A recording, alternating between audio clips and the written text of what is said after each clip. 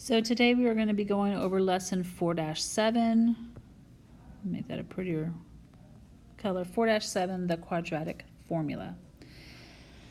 So this should be a method you're familiar with from Algebra 1, but it's another method used to solve quadratics. We've solved quadratics by graphing, we've solved by factoring, we've solved by completing the square, and so now we're going to use the quadratic formula. So one of my favorite songs is the Quadratic Formula song. And so that's x is the opposite of b plus or minus the square root of b squared, I'm going to slow down here, minus 4ac all over 2a. Make my a's prettier. All right, so again, it goes to pot goes the weasel. So the opposite of b plus or minus the square root of b squared minus 4ac all over 2a. So you are responsible for knowing the actual quadratic formula. And so then we're just going to practice putting it in. So in the quadratic equation of the form ax squared plus bx plus c, we can use this formula here. The value of the expression b squared minus 4ac, only this part that's underneath the radical, is known as the discriminant.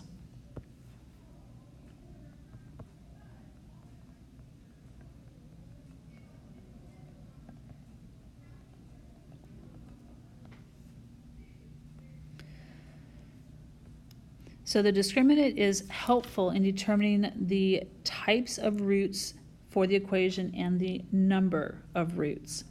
So if the discriminant, this b squared minus 4ac, notice that we haven't taken the square root of it, it's just what's underneath the radical. If it's greater than 0, that's a positive value, then you are going to get 2 real solutions.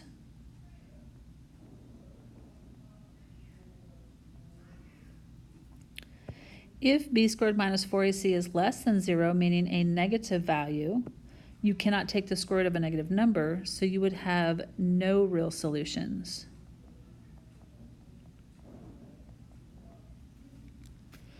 Finally, if b squared minus 4ac is exactly equal to 0, when you take the square root of 0, you're going to have some number here that you're going to add or subtract 0 to it.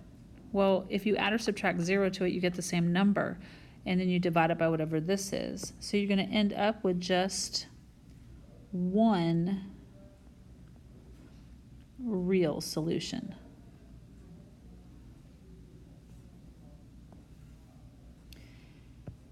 The input values or x-coordinate for which the output value or y-coordinate is 0 is commonly called a root or a 0, either one, a root or a 0 of the quadratic. And essentially, this is where the graph,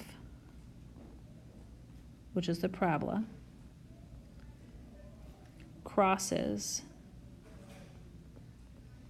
the x-axis.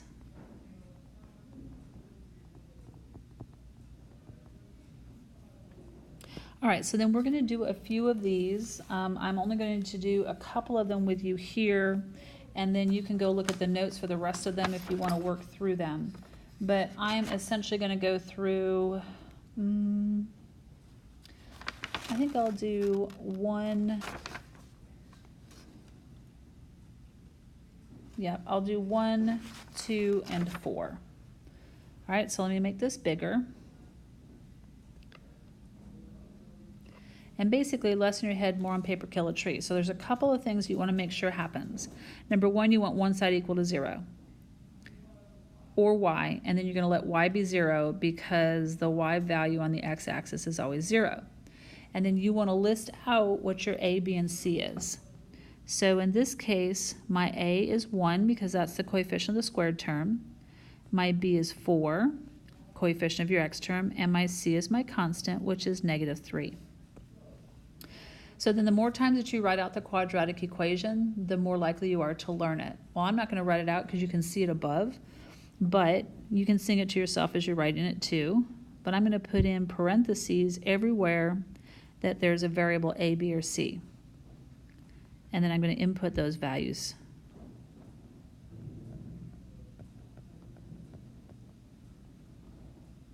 So far I haven't done any math. And all I'm going to do is input these values here where they belong according to the formula here. So the opposite of b, plus or minus the square root of b squared minus 4a is 1, c is negative 3, all over 2a is 1.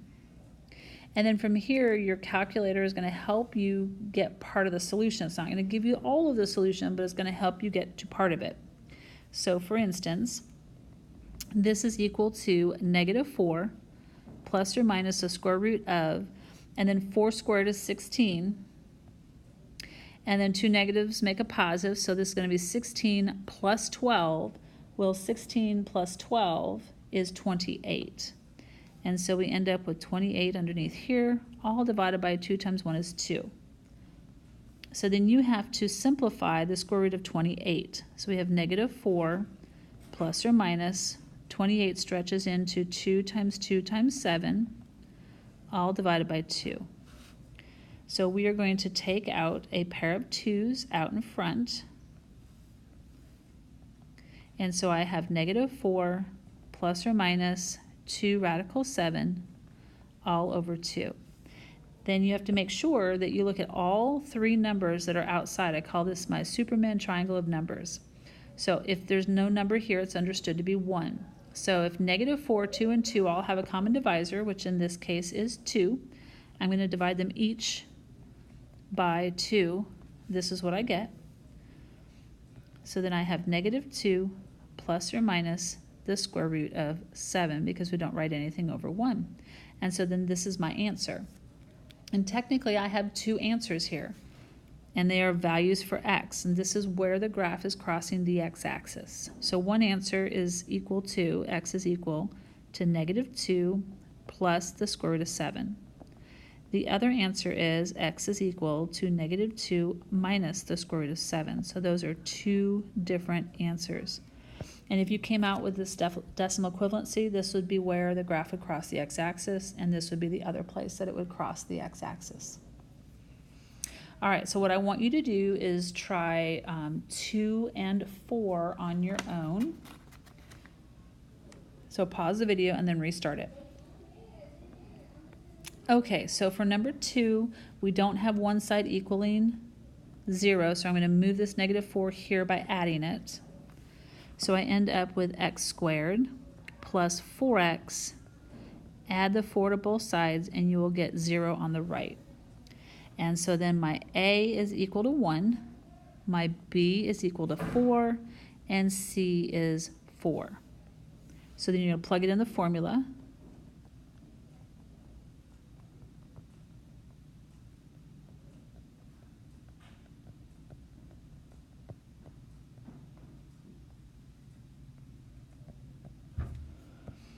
All right, so b goes here and here, a goes here, c goes here, and a goes here again. So we get negative 4 plus or minus the square root of, and then here this is 16, and negative 4 times 4 is negative 16, so 16 minus 16 is 0 over 2. So here my discriminant is 0, so I'm going to end up with one real solution because the square root of 0 is 0. So I've got equals negative 4 plus or minus 0 over 2. Well, that's just going to be negative 4 over 2, which is negative 2 only. Because negative 4 plus 0 is negative 4 over 2. Negative 4 minus 0 is still negative 4 over 2. So you really have a double root, and the value of that double root is negative 2. And what that means is that we have a parabola. Since we have one solution, it only crosses the x-axis once. So our parabola is sitting on the x-axis at negative 2, and it opens up because a is positive. All right, so then let's move on to number 3.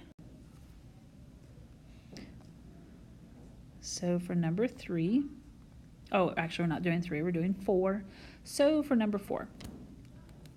All right, so fortunately for us, we have one side set equal to 0, so I don't have to move anything. So I'm just going to label my a, b, and c. So a is equal to 2, B is 1, and C is negative 6. So then we get x equals the opposite of b plus or minus the square root of b squared minus 4ac all over 2a. All right, so then input our values. So b is 1 here and here, and then a is 2, c is negative 6, and a is 2 again. So then I have, so negative 1 plus or minus the square root of, and then this is giving me 1 squared is 1, and then 2 negatives make a positive. So 8 times 6 is 48, so 1 plus 48 is 49. All divided by 2 times 2 is 4. So I really get negative 1 plus or minus 7 over 4, because the square root of 49 is 7. Now I can actually perform this math, so I need to actually find both answers. So one answer is going to be negative 1 plus 7 over 4, and the other answer is going to be negative 1 minus 7 over 4. So this one gives me 6 over 4, which reduces to 3/2. And then this one gives me negative 8 over 4, which reduces to negative 2. So those are the two places at which my parabola is going to cross the x-axis. All right, so let's just move on to the discriminant. So you can use the discriminant just to determine how many solutions there are. It doesn't help you solve the quadratic equation, but it will tell you how many solutions you have. So we're going to use the discriminant here only, and remember that discriminant is just b squared minus 4ac. So what I want you to do is pause the video. I want you to do A, B, C, and D, and I want you to find the value of the discriminant and then how many solutions there are. Okay, so hopefully you've paused the video, so I'm going to make these bigger, and we're going to go through each one of these really quickly.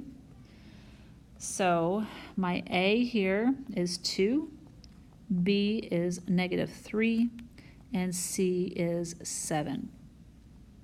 So my discriminant is b squared minus 4ac. So my B is negative 3, my A is 2, and my C is 7.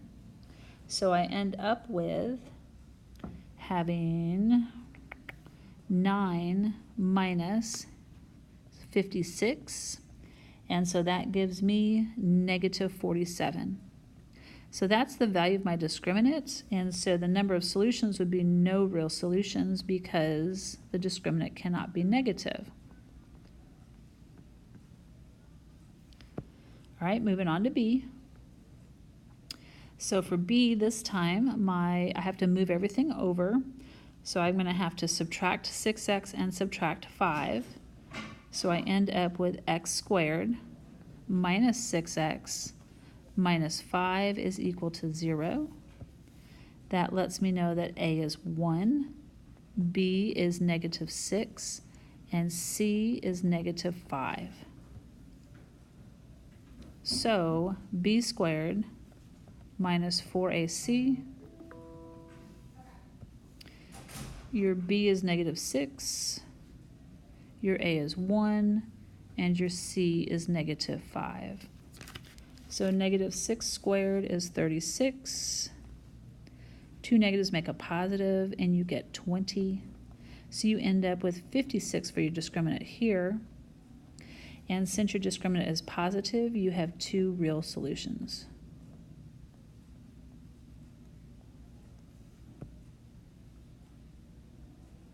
Then look at C.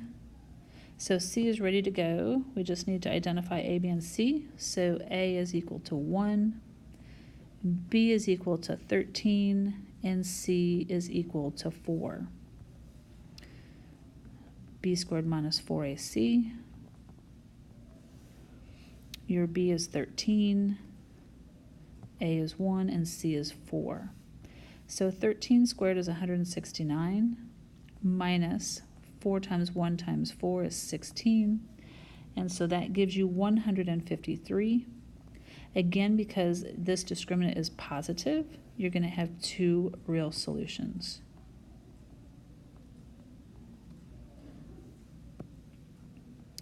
And then finally for D,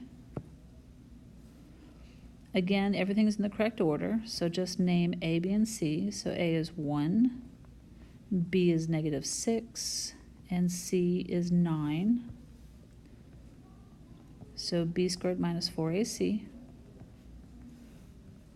Your B is -6, your A is 1, and C is 9. So -6 squared is 36, minus 36.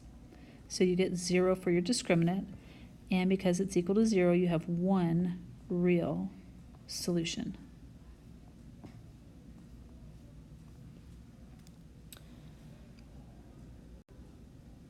So now we're going to look at some problems where we apply the quadratic formula.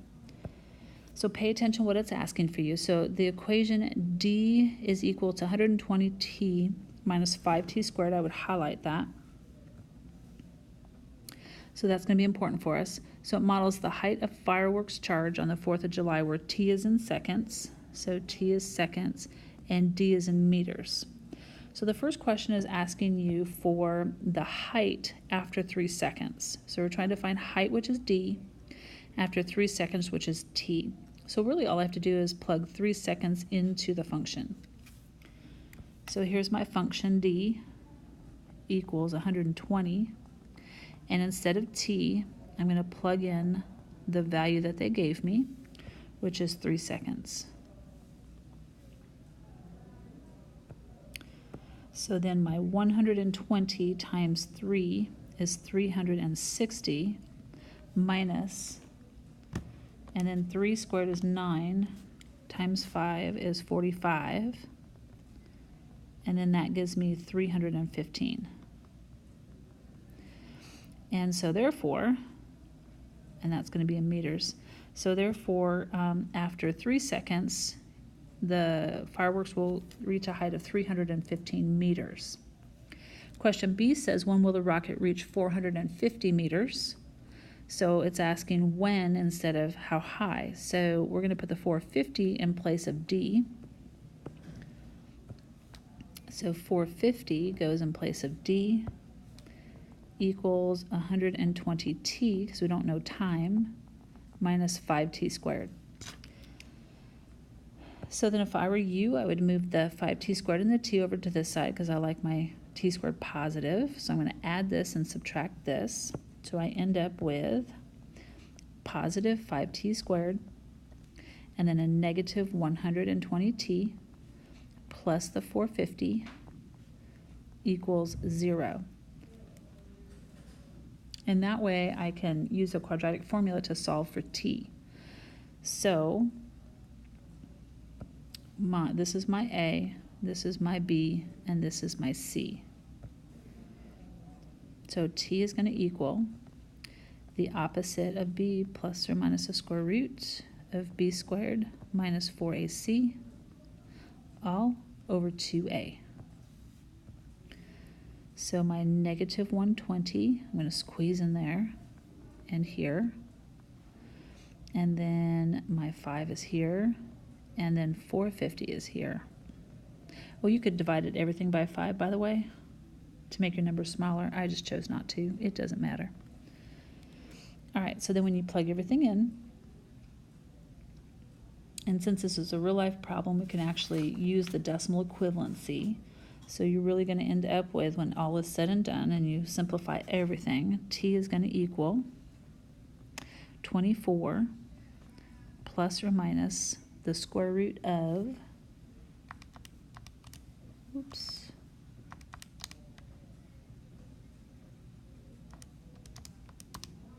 216 all over 2. So this is going to give you 2 different answers. So one answer, and your decimal equivalency, so run it through your calculator, is going to give you 19.35 seconds. And the other answer is going to give you approximately 4.65 seconds. So the reason for the 2 times is, so you're here on the grass, your fireworks are shooting up and coming back down. And so perhaps this is your 450, let me backtrack that. So this is your 450 meter height.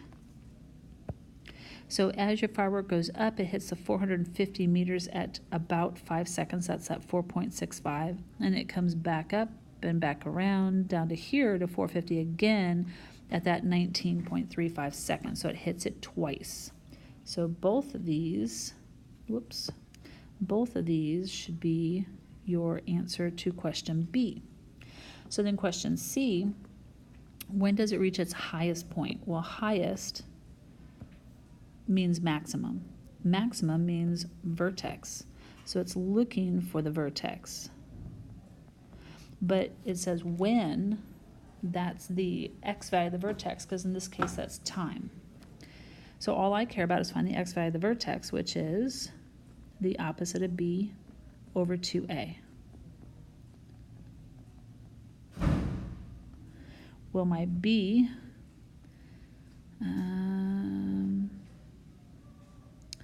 so if we look at our original equation, our B, and I'm going to write it above here. So we have negative 5t squared. I'm just rewriting them in the proper order.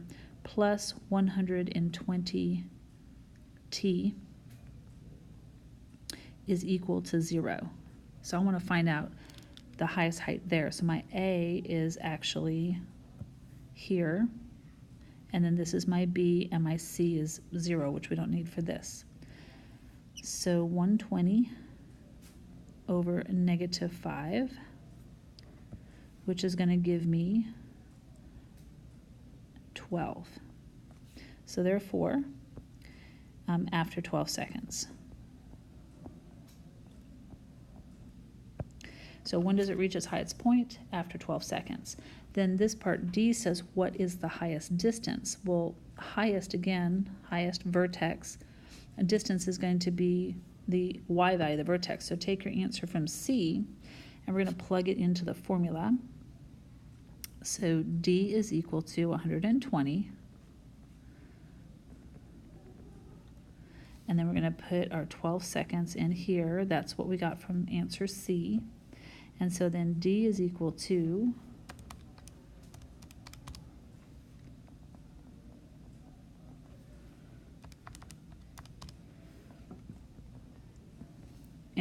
D is equal to 720 meters. So that's your highest height. Then for question 7, I'm not going to run through the whole thing, but I'm going to give you a couple of the pieces of information to help you answer it.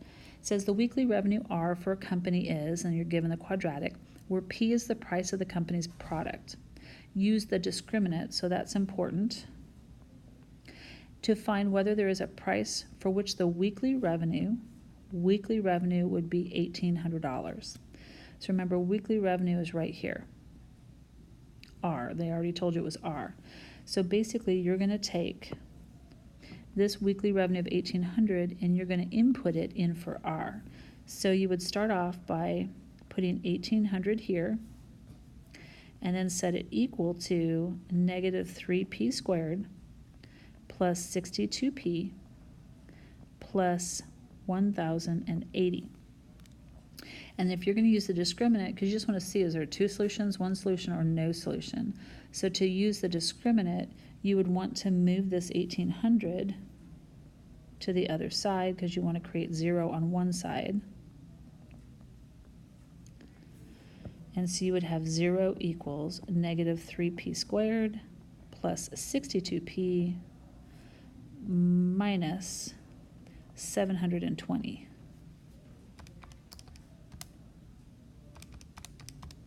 Yep. Okay. So then you would run that through to the discriminant, which is b squared minus 4ac. And then that's going to end up giving you negative Actually, let me move this down here so you can see it.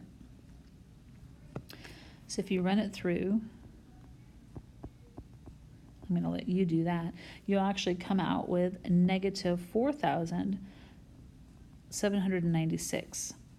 So if your discriminant is negative, you can't have a real answer. So therefore, the answer to the question they're looking for, use the discriminant to find whether there is a price for this 1,800. No, there's not. This is not possible. It's not going to give you a real answer. So your answer to this is no.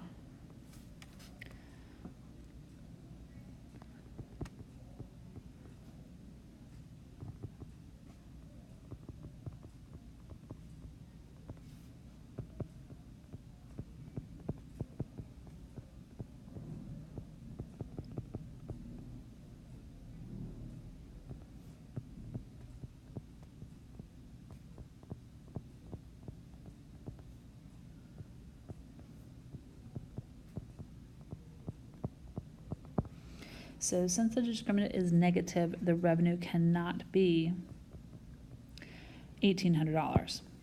If it were positive 4,796, then yes, you would have two different values. All right, last problem. All right, so the last problem, you're selling boxes of cookie mix as a fundraiser. So what I would like you to do is pause the video, figure out how to answer the problem, and then go through it. I'm going to give you the answer here at the end. So the total profit P depends on the amount that your club charges for each box of cookie mix. So you're given the equation, it's a quadratic. It models the profit of the fundraiser. What's the smallest amount in dollars that you can charge and make a profit of at least $150? So what are you going to do with all that information? So the first thing you're going to have to do is take your profit of 150 and you're going to plug it in for P right there. So I have 150 equals negative 0.5x squared plus 30x minus 120. So then I'm going to subtract the 150, and then that leaves me with 0 equals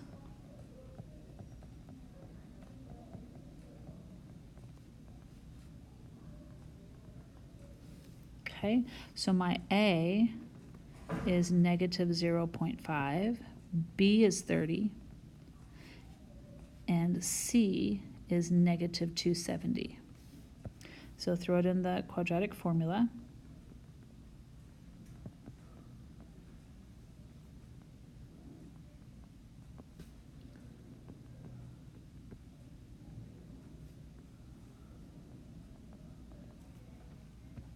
So my B30 goes here and here.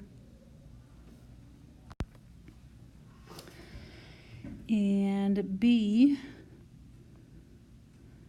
oops, that would be A.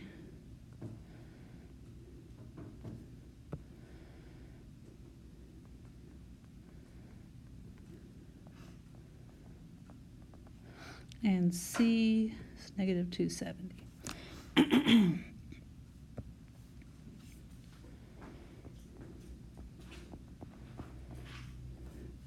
So 30 squared is 900. 3 negatives make a negative. And then 4 times 0.5 times 270 would be 540. All divided by negative 1. And so you end up with, the negative 1 divides into the 30. Well, we'll do that in a minute. Let's do 900 minus 540 is 360.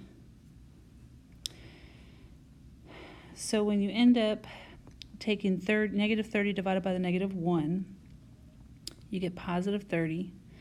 And then when you take a plus and a minus divided by negative 1, it's still just a plus minus. And you get the square root of 360. And so if you add to 30 the square root of 360 and subtract, you get 48 $1,197 or $1,103. And that's in dollars. And so since we're looking for the smallest amount in dollars, this is our smallest amount. So therefore, $11.03 is the smallest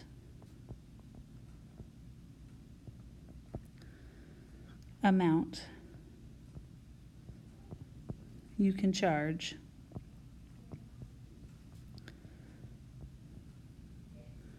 and make a profit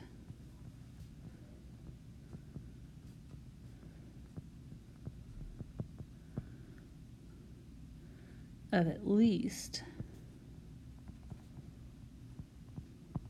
$150. All right, that'll do it. Have fun on your homework.